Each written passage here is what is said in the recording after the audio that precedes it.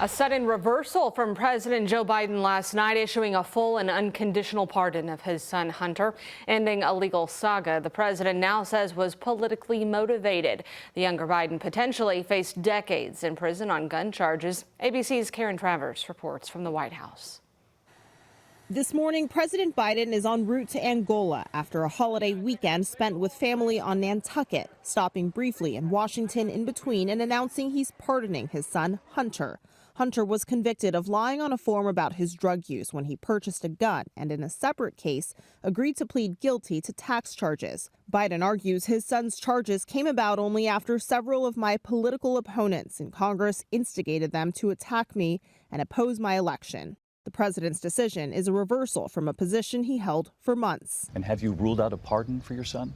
Yes. The pardon goes beyond Hunter's gun and tax charges, also covering offenses against the United States which he has committed or may have committed or taken part in during the period from January 1, 2014 through December 1, 2024. The chairman of the House Oversight Committee, a Republican, accuses Biden of skirting accountability.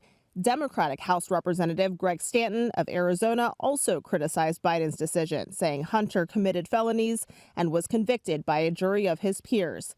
Biden is not the first president to use his pardon powers before leaving office. President Clinton pardoned a former business partner and his half-brother, Roger Clinton.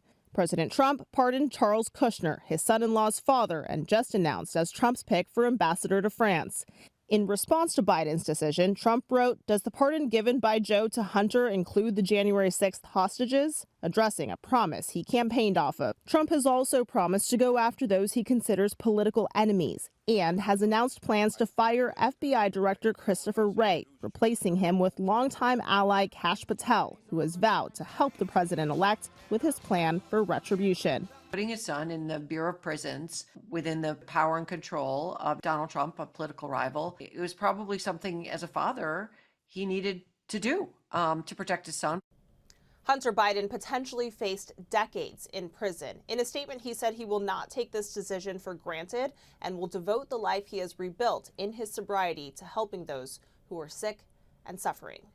Christiane Cordero, ABC News, Washington.